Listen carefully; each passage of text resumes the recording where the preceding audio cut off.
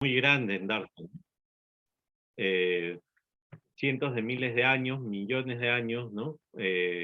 Miles de años como para que se produzcan cambios, ¿no? Eh, Al igual si tú ves los procesos que se dan en el planeta a través de la biosfera, son más rápidos en una escala de tiempo que la litósfera, para que se produzca esta migración de átomos que se refiere Bernatsky, ¿no?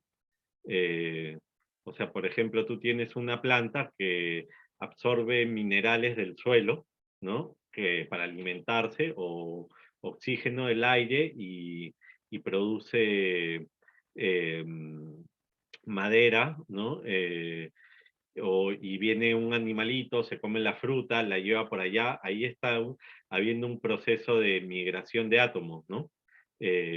Porque la fruta tiene los átomos que recogió del suelo, viene el animalito, se lo lleva para allá, y así se va dando un proceso de migración de átomos, ¿no?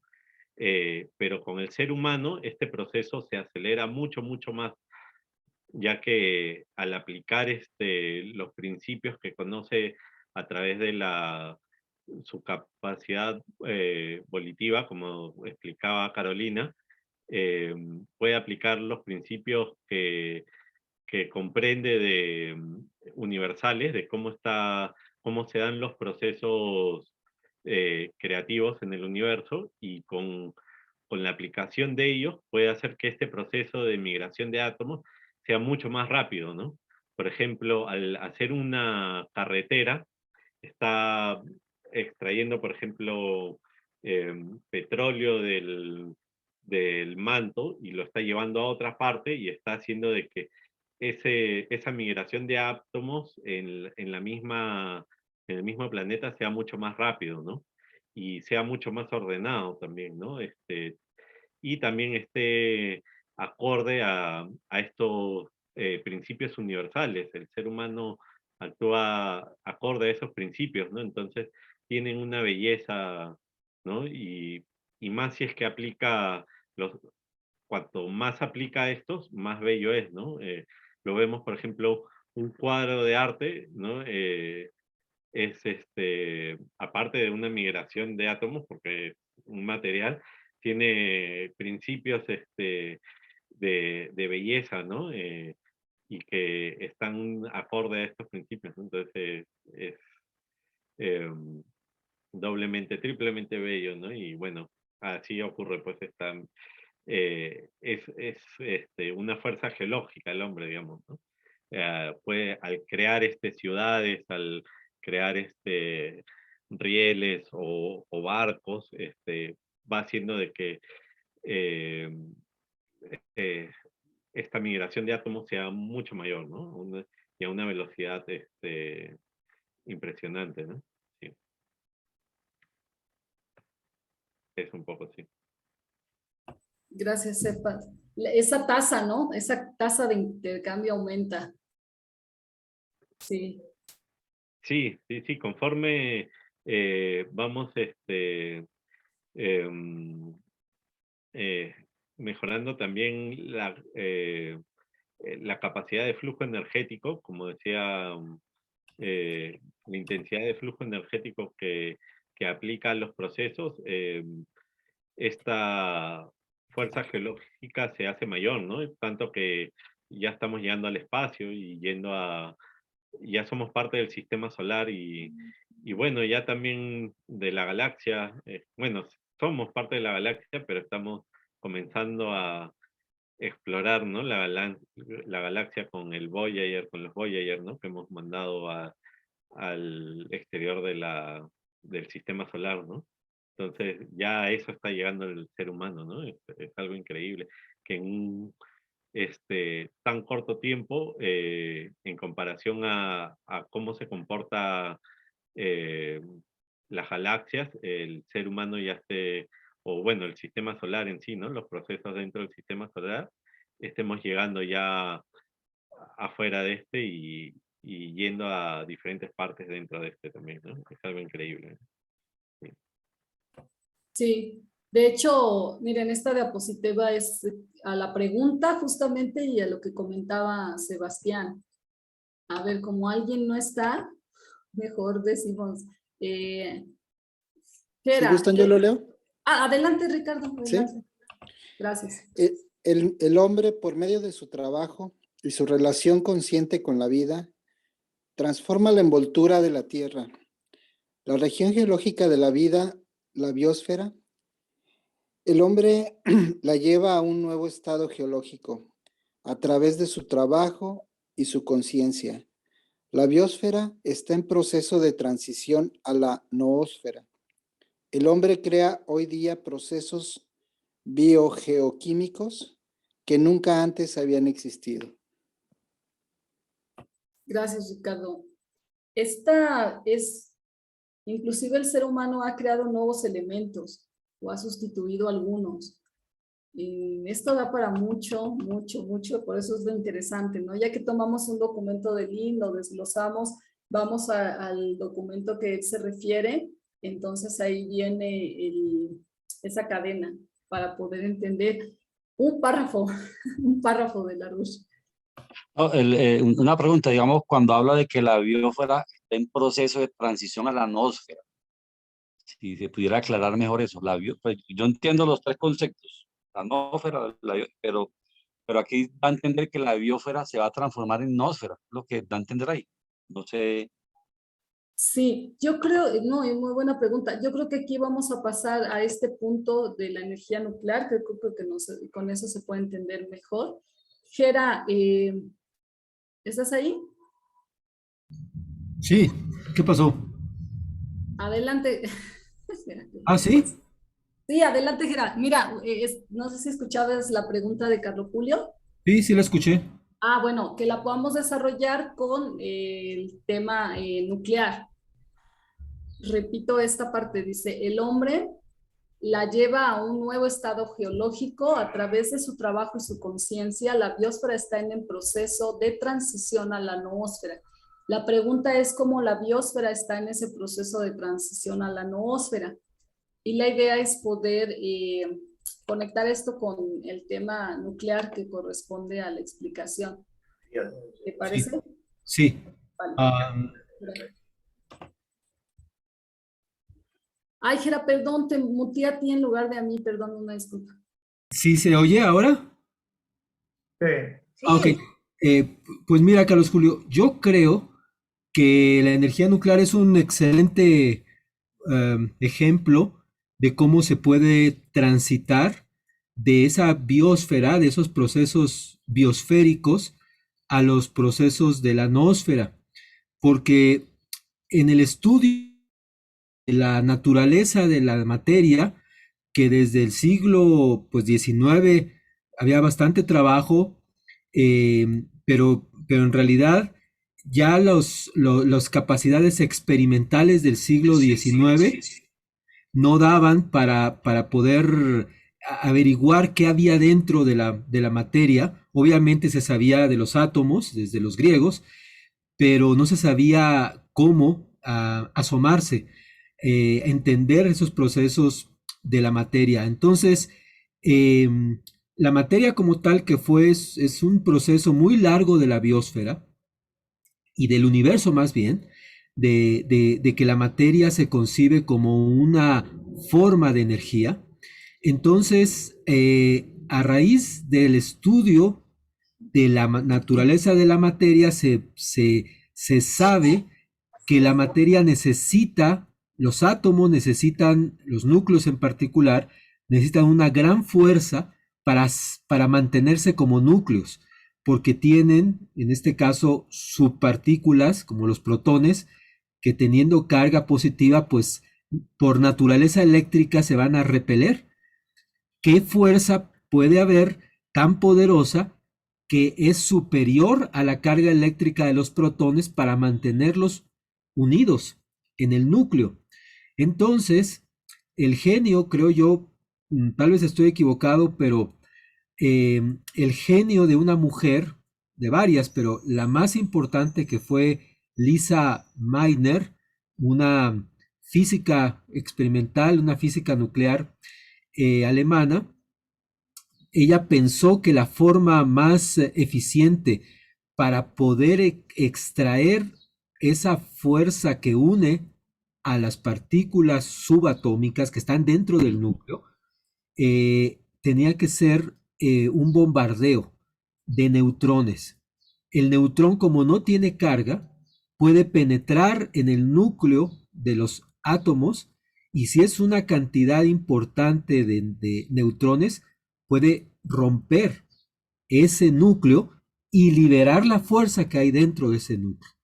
Entonces, la idea estaba clara, y Lisa Meitner diseña el primer mecanismo de bombardeo neutrónico de un átomo. En este caso eligió pues un elemento pesado que tuviera muchos protones, que tuviera muchos neutrones, y con neutrones traídos de otro lado, bombardear ese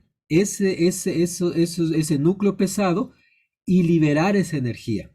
Lo que sabía es que se iba a liberar y que ese núcleo original se iba a transformar en un núcleo de un elemento nuevo, porque ya no iba a ser el mismo elemento. Iba a perder una parte de sus neutrones, y entonces, ¿verdad? Lo que iba a producir es, o también perder parte de los protones en esa división del núcleo, iba a generar nuevos elementos más ligeros, menos pesados, de la tabla periódica. Entonces, yo creo que el mejor ejemplo de cómo un proceso que no existe en la biosfera, bueno, para ser concreto, sí existe esa radiactividad, que es esa emisión constante de neutrones, como la radioactividad natural del uranio, pero no hay una fisión natural. Entonces, el desarrollo de las ideas humanas crearon el dispositivo, que es muy ingenioso, realmente es muy ingenioso, de la reacción nuclear controlada. La reacción nuclear no controlada, que fue la primera reacción, pues obviamente que se buscaba con fines militares, es relativamente, es también compleja, pero es más fácil de hacer un dispositivo de una reacción no controlada. Hacerlo en forma controlada, y eso lo hizo, en gran parte se hizo ese trabajo en los Estados Unidos. El primer reactor en la Universidad de Chicago era básicamente, pues los principios no han cambiado, era igual a esto, más o menos, una vasija de acero, donde dentro de la vasija había agua. Toda la parte azul es agua que tiene dos funciones. Uno es refrigerar, extraer el calor que se produce por esa reacción nuclear, y también ayudar a reducir la velocidad de los neutrones, una especie de moderador. Entonces estas barras que suben y bajan, color verde, estas que sí se ve que bajan y suben, más o menos verde, aquí se coloca uranio. Se elige uranio por ser no cualquier uranio, es un uranio preparado, óxido de uranio enriquecido, que tiene esa facilidad de estar siempre emitiendo neutrones. Entonces, la reacción nuclear ocurre cuando estas barras que están llenas de uranio se van sumergiendo y empiezan a bombardear unas a otras con neutrones a la otra barra, y se empieza a generar una reacción de fisión. Unos neutrones se encargan de ir rompiendo los núcleos de las diferentes barras. En la medida que las barras se suben y se bajan, se va logrando que la cantidad de neutrones se controle. El agua, como dije, ayuda a reducir la velocidad, y luego encima hay unas barras de control, que son estas color naranja, que son las que pueden reducir, moderar o detener por completo la reacción de fisión. El mecanismo es muy interesante porque siempre se puede controlar La fisión, se inicia la fisión, el reactor puede iniciar la fisión, la ocurre, la hace que se mantenga a través de que nada más una porción en cada momento de uranio se está fisionando. No todo. Más o menos se calcula que todo el combustible de las barras dura un año. Así que la fisión se va haciendo despacio, pero genera enormemente calor. Y todo funciona en un sistema que se le inyecta agua, el agua empieza a hervir por el calor de la reacción nuclear, sale en forma de vapor el agua, se aprovechan las turbinas que conocemos desde hace muchos años para mover grandes generadores eléctricos. Entonces, el agua funciona para poder refrigerar y para poder ayudar a controlar esa reacción de fisión. El combustible, que es uranio, funciona para iniciar la propia reacción y mantenerla en algo que se llama reacción en cadena, porque eso se mantiene. Un neutrón golpea al núcleo de otro átomo y lo rompe, y ese núcleo, ese segundo núcleo que es roto, suelta neutrones que hacen que esos neutrones golpeen a otro núcleo y se van golpeando unos a otros y se hace sostenida la reacción. Entonces, los reactores nucleares pues son básicamente máquinas que funcionan para que los átomos se estén dividiendo en forma controlada siempre. Si hay un evento extraordinario, qué sé yo, que de repente hay un sistema que falla o un terremoto, entonces todas las barras naranjas se bajan y la reacción completamente queda detenida. El reactor se apaga. El calor que queda se tiene que ir reduciendo, porque lo que se busca en este caso es que no haya una alta presión de agua de vapor, mientras que el reactor esté apagado. De eso se encargan otros sistemas de enfriamiento. Así que lo que les mostramos a los muchachos es que el sistema es muy ingenioso, es una de las grandes proezas tecnológicas de la humanidad, porque es la primera vez en la historia geológica en la que podemos aprovechar esa energía que está contenida en los núcleos y que de otra manera no la podemos extraer. No hay otra forma. Yo te hago una pregunta a propósito de lo que estás hablando, porque yo recuerdo que, no sé si todos se acordarán, que una de las cosas que me enseñaron cuando estuvimos en el bachillerato es un principio que para mí no es cierto, pero no he escuchado bien en los escritos que se han hecho sobre rebatir eso. Y es que la energía o la materia es una forma de energía, tú decías ahora, ni se crea ni se destruye, que solo se transforma.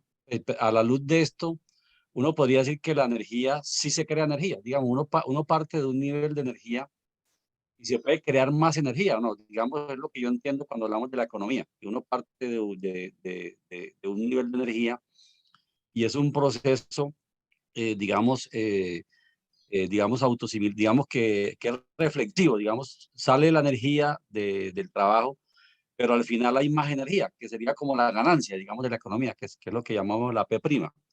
Entonces, ese principio que nos han enseñado, eso es falso, pues, cómo lo explicaríamos mejor, porque yo sí entiendo que uno puede partir de una energía que es potencial en los átomos y la libera y crea más energía, ¿o no? Pues, o estoy equivocado. Pues yo creo que la forma de entenderlo es, la energía es un poder de transformación. La materia en sí misma no tiene ese poder de transformación, pero la energía sí.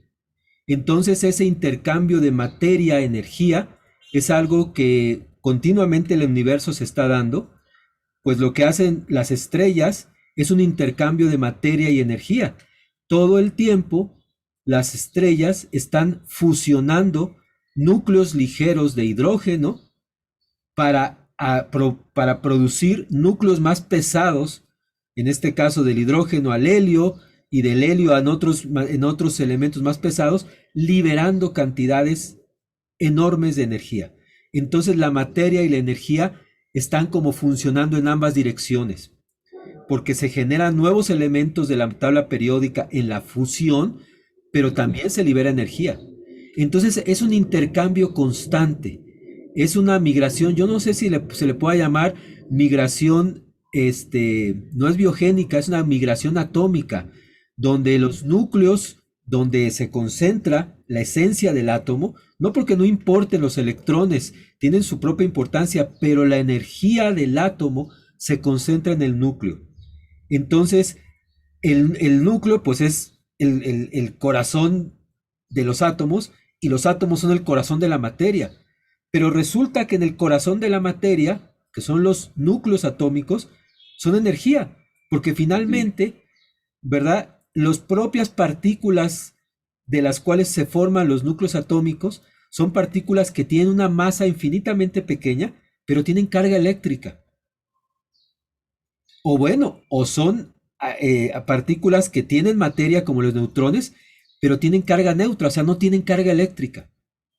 Entonces yo todavía honestamente no te puedo contestar bien, porque yo entiendo que la materia y la energía son procesos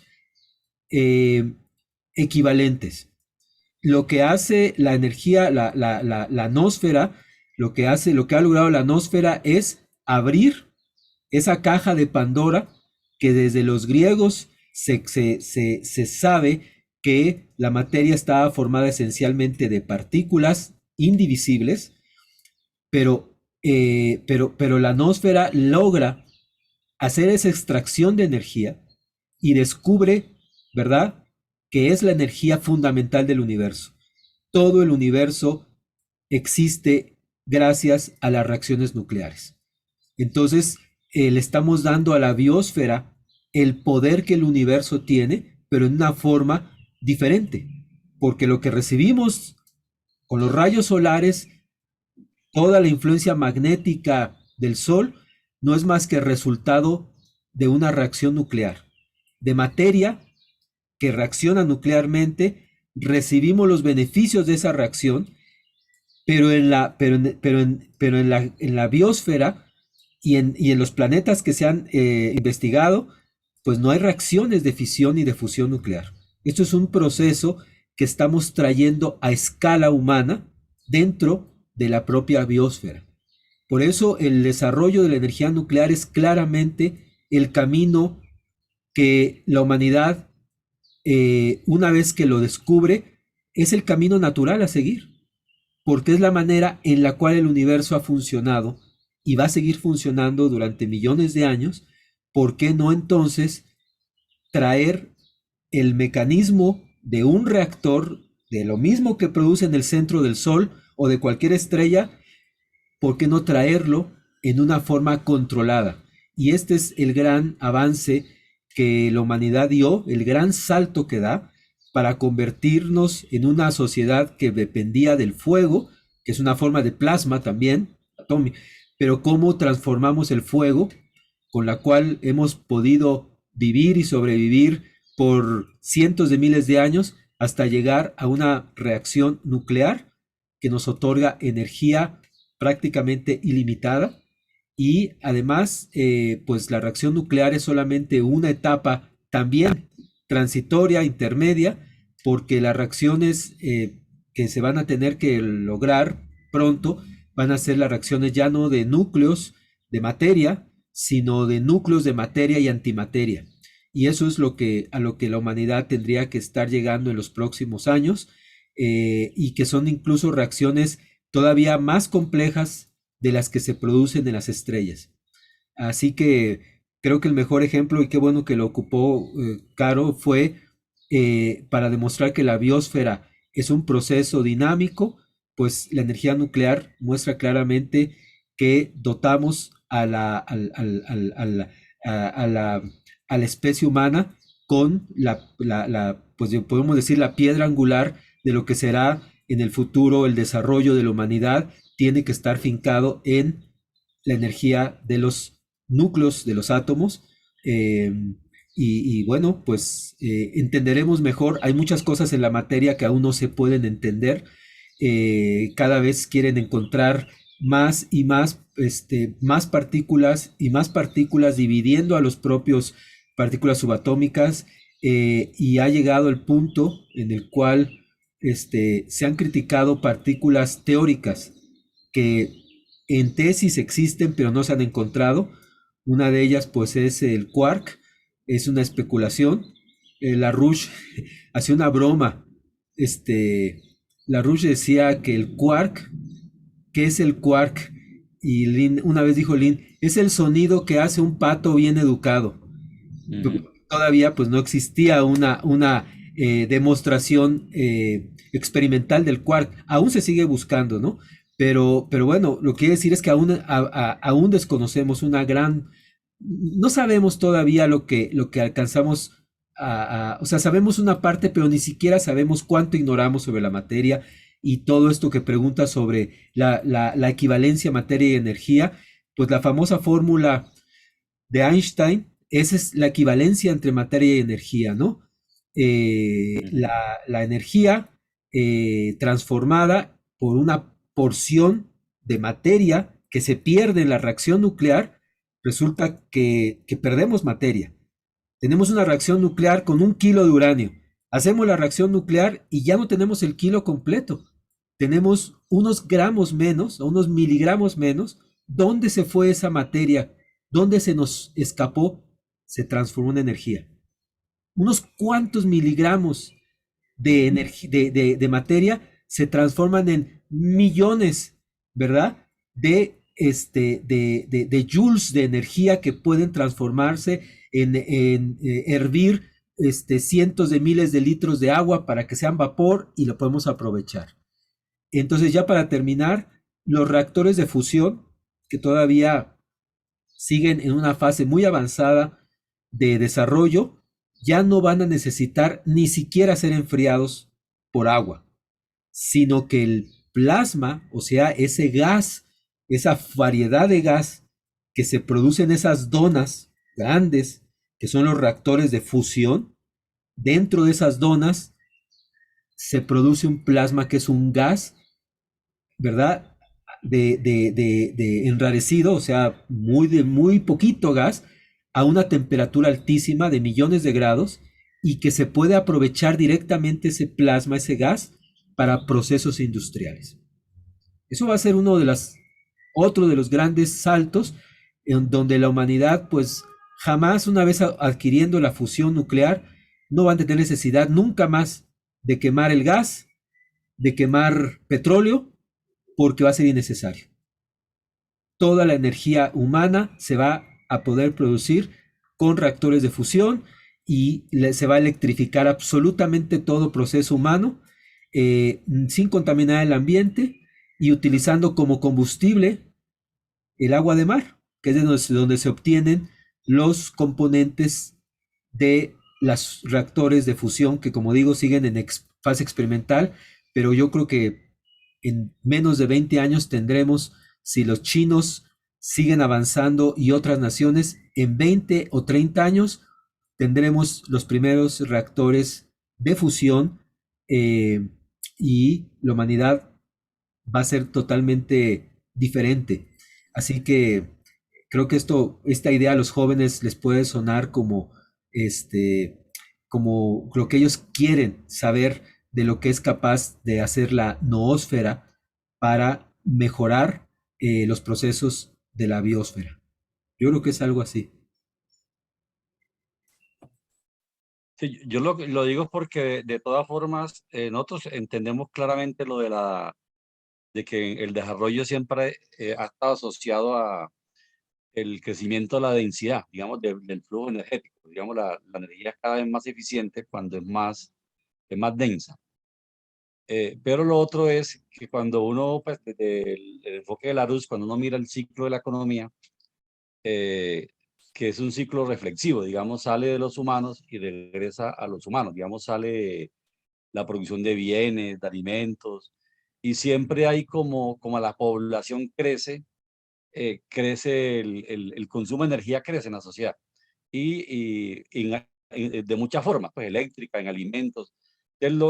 siempre he tenido como esa pregunta, si realmente cuando se habla, incluso el concepto de trabajo de Larouche está asociado es precisamente cuando hay más energía al final que al inicio, pues como hay un crecimiento de la densidad de flujo energético, pero también digamos, la energía del sistema es mayor, digamos, al final. Es un poquito, yo siempre he tenido dudas sobre si esa afirmación de que la energía no se crea, o no sé si, pues, he tenido, y no, es lo que yo he encontrado como lo que yo analizo, pero no sabría cómo, si estoy en lo correcto, pero de todas formas lo que yo entiendo es que hay una energía que está allí, potencial, que está allí como, y cuando se desarrolla la energía del átomo, lo que hace es liberarse, digamos, y no sé si eso es un tema de mayor energía siempre en la economía. Pues es un poco como y el concepto de trabajo yo lo entiendo así, pues, digamos, cuando hablaba el tema del AINIS, de que la máquina movida por vapor, que es una máquina que permite que la fuerza muscular de un ser humano se multiplique por 100. Digamos, una máquina hace que la energía humana, digamos, la energía muscular, se multiplique por 100. Entonces, no sé si eso es un tema que de pronto lo rebate lo que hemos discutido aquí o estoy equivocado, no sé. Tengo esa duda todavía.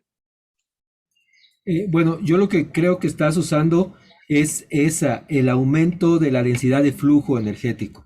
Lo que hace la tecnología es la concentración de energía para procesos y de todo tipo, industriales, etcétera. La tecnología lo que hace es eficientar esa concentración de energía.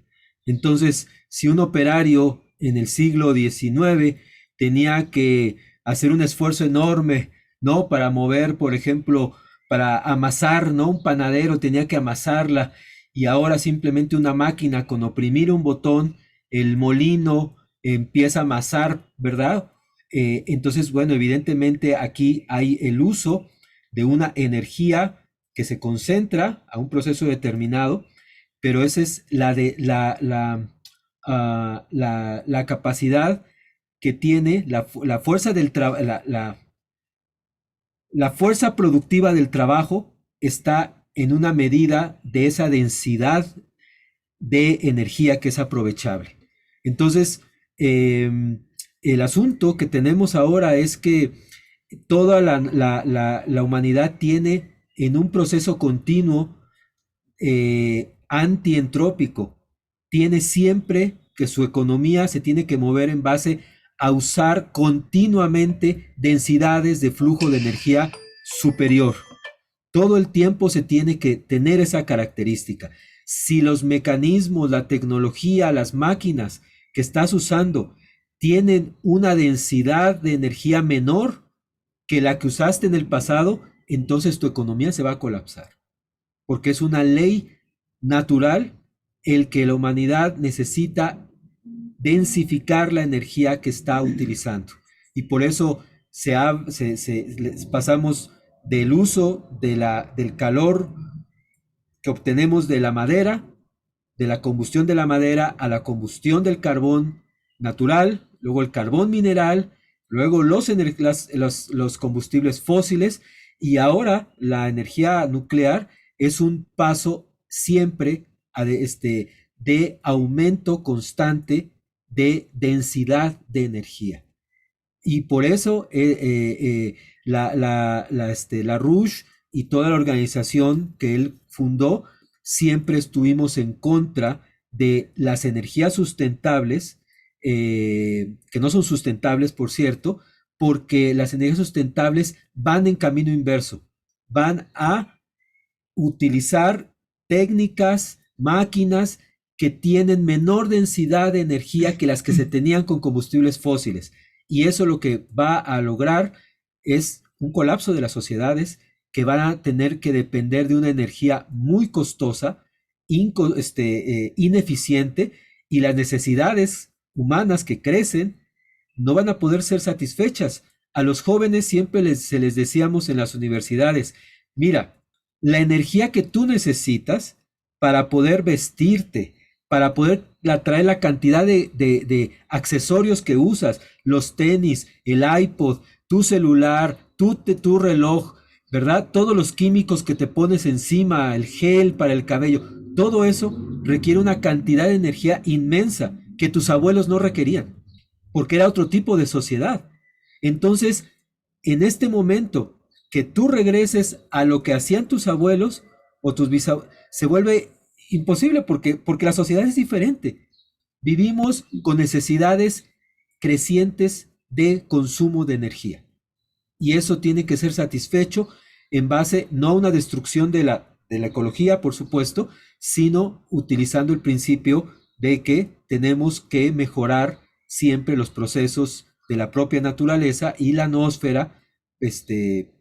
Bueno, podríamos, y este es el gran dilema de la humanidad, podríamos usar los descubrimientos para la destrucción, y el riesgo que tiene la humanidad ahora es que la energía del átomo, en vez de aprovecharla para el desarrollo de la noósfera, la convirtamos en la energía final para destruir a la propia noósfera. Y ese es el dilema, ¿no? Si tendremos las cualidades ahí ya no científicas, porque las tenemos, sino las cualidades morales para sobrevivir o no.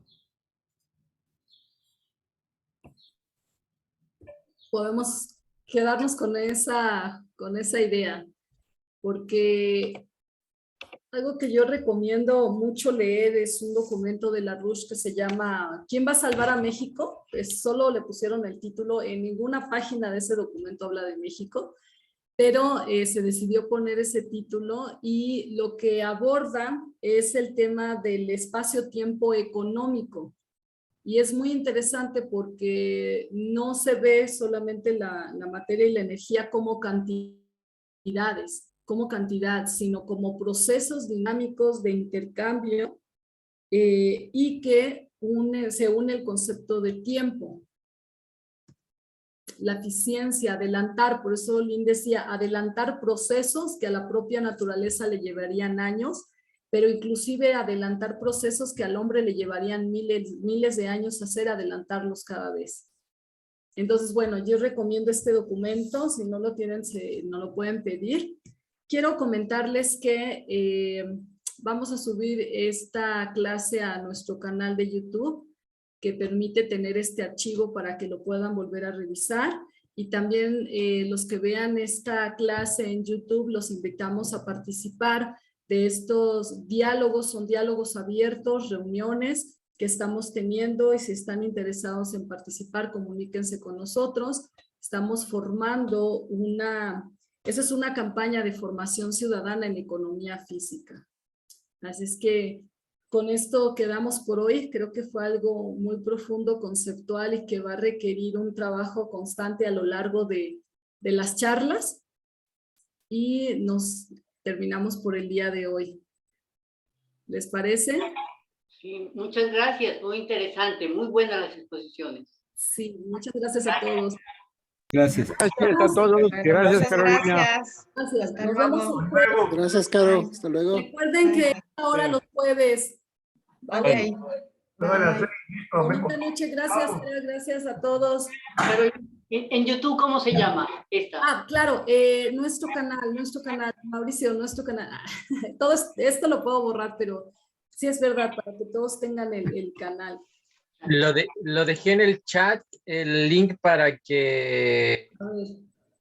es el primero. Sí, esto voy a borrarlo al último, porque quiero verlo, pero aquí estoy poniendo el canal. María Victoria, te mandé el video. Y ahí. Gracias. Chao, gracias a todos.